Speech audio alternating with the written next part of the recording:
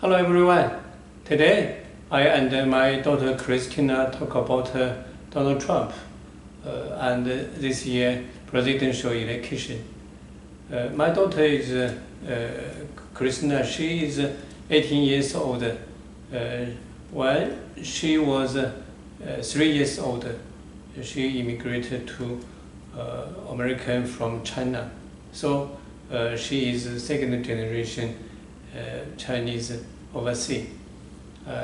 She have different political opinion with first generation Chinese overseas. Christina, you can introduce yourself. Yeah, hi, my name is Christina. Just like as you said, I'm 18 years old, and I feel like I have different opinions than most of the past generations of like Chinese people, and I guess I'm just here to discuss a little bit more and hopefully share a bit more of my insight and why our generation thinks the way that we do. Yes, you are second generation and you are already 18 years old. You can vote this year. Mm-hmm. Between Donald Trump and Joe Biden, which one do you want to vote? Well, for me personally, I don't want to vote for either of them. I don't think that either of them are that great of a candidate. They both have their flaws, which are pretty hard to dismiss. For Biden, I just feel like he doesn't really uphold like these democratic values in a way that's genuine. I feel like in the end, he's just another white man, and I feel like he excuse me, I feel like when it comes to humanitarian issues, he talks about them and he says things and makes these promises, but he doesn't really uphold them. He doesn't really go as far as a lot of the Democrats would like. Like in 2020 with BLM, it was mostly charged to earn votes and kind of, sway the people and kind of convince them like, hey, at least I'm not the other guy, right? But I just don't think that he's really genuine, and I feel like a lot of the humanitarian causes that Democrats really want to see, Biden just doesn't really go through with them as much as he promises. Very good. Yeah. But most Chinese people support Donald Trump. In 2016, 2020, and this year, Chinese people overseas continue to support Donald Trump. Mm-hmm. Why you don't like Donald Trump? Well, I mean, why I don't like Donald Trump? Like, why do people even like Donald Trump is my question. Because there's just so many things that you hear about him, and it's just like, oh my goodness, how could you ever support a person like that? Like religion, aside, he's just not a good person that you want to be supporting. And if you are religious, it's even more bizarre because, he is not a Christian man. He does not follow the Bible at all. I mean, none of us do, none of us are better than or above the law, but to uphold Biden like he's the second Christ is insane to me. I think a lot of people in your generation are really attracted to Trump because of his ability to, I guess, take control. I think you guys, with your history being in China, you want to see action and you want to see change and revolution, and I think that Trump is appealing to you because he has a way of bringing people, just really evoking a lot of emotion out of people. And I think why I don't like Trump is the same reason that a lot of people don't like Trump. He's just not a good person.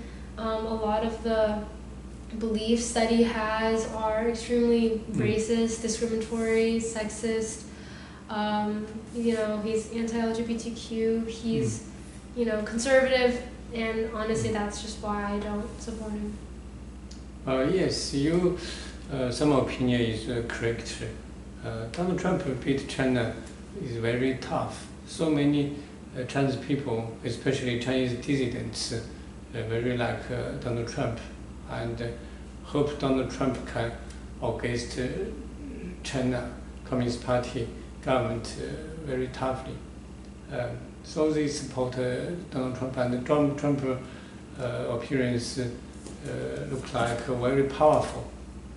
So Chinese first generation people very worship powerful man. Yeah. They worship power. So if Donald Trump look like a powerful man, tough guy, so they very like Donald Trump. But Donald Trump have many big mistake, like General 6. Yeah. That's, they want to overturn the election outcome, and they destructive the constitution. That's a very bad case for democracy. And recently, Donald Trump convicted in a hush money case. But most Chinese people think Donald Trump is no guilty. Donald Trump is innocent man. The hush money case totally was rigged by political, by Democrat Party. How do you think hush money case? Well, about the case, I mean, you know, the proof is there, the evidence is there. Like, I think with that case, it kind of just like shows an example of how corrupt these men can be. Like, these men aren't like us. They're not, you know, people who were born out of poverty or escape persecution. They want to make you believe that they are, but these are powerful men with huge industries, huge, you know, followers, supporters, huge amount of wealth. They can do anything. They are like the dictators that you guys are trying to fight against. And this hush money is just another case of how these men with all this money can do whatever they want and get away with it. And, you know, it's sad because it's not just Trump who does that, okay? Because I feel like it's a large demographic of, you know, just extremely wealthy people in America, Democrats, you know, third-party people, like, just this money in general is so bad. And, excuse me, and I kind of lost my point there, but I don't know, I think, like, you guys have been kind of, not you guys, but just speaking in generally, like, we've kind of been brainwashed into thinking that these people are going to save us when we're literally the ones supporting them. Like, they're not saving us, and, you know, I feel like not believing and taking into account, like, the real facts that's going on is just being ignorant. Like, you're being a sheep and you're not really thinking critically, you're not really looking at your idols and thinking, like, hey, like, what's their flaws? You're looking at them, you see their problems, and you dismiss it, and you think that it's not because of them, and I think that's a huge problem. Because of the fact that you can't see any flaws in these people, you're kind of just letting them do whatever they want, all with no repercussions, which is exactly what being a dictator is like. Okay, most Christians support Donald Trump because they think Donald Trump is a representative of conversity people, and Trump will maintain conversity value, like against abortion and against same-sex marriage. Right. I know you are very good Christian. You usually go to church and work for church. You are very good Christian. How do you think many Christians support Donald Trump, and they think Trump is a representative of Christian? I think majority of Christians who follow Trump, I genuinely do believe they have good intentions and they do have a good heart. I don't think it's many, you know, Trump followers, at least that I know, who are, you know, like extremely hateful and racist, or like huge bigots, you know.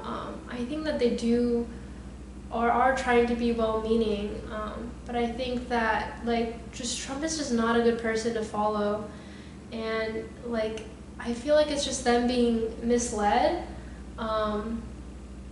because there's so many people that I don't think display a good, you know, relationship with Christ, and like it's more, I don't know, like just because, you know, you don't like abortion, or just because you don't like same-sex marriage doesn't make you Christian. Like it's more than that. It's your character and your values and how you treat other people. Like I think that's the most important thing.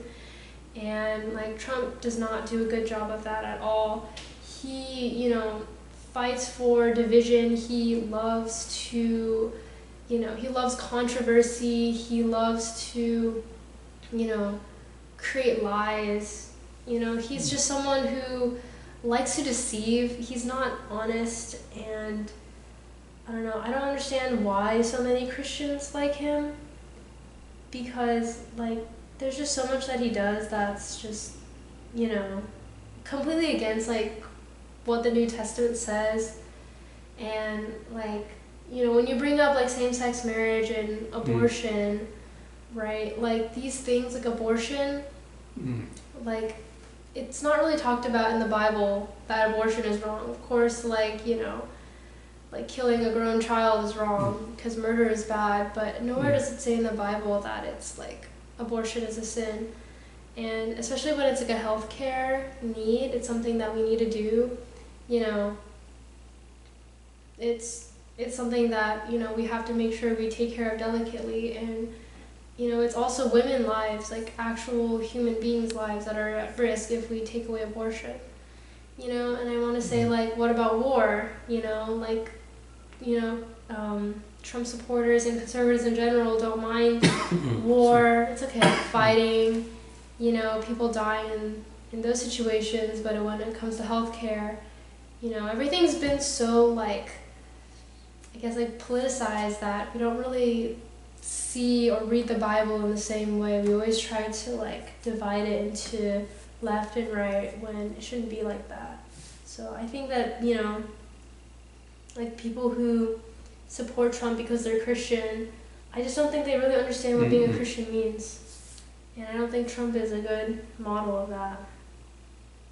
Yes, but Christians think Americans should keep conservative value. Like Donald Trump already 3 Supreme Court justices, then they overturn the Roe v. Wade amendment. How do you think this case? You know, most Christians support this action, this Supreme Court action. How do you think this thing? Well, like my opinion is that it's really sad because this was a really important case, a landmark case about privacy, right? And covered a lot of just like personal health things like abortion and same-sex marriage and all those things like that. Yeah, I mean, I think it is a shame, but it kind of makes me like, because you hear a lot of conservatives talking about how, oh, America has, you know, I want the old America back, or America is not the way it used to be. It's so, everything's so like, oh, woke now, and everything's so radicalized. I don't like this, I don't like that. But like, if you look at what like the Republican Party is doing, like they're doing a lot to fight back. And they always have been. You know, think about like around 60, 80 years ago, you know, for the civil rights case, you know, segregation, that was a huge thing, and so many conservatives, so many Christians would use the Bible and defend segregation and say that, well, this is what God wants, or this is just how it is, when, you know, now in the 21st century we understand that this was horrible, dated, brainwashed thinking, right?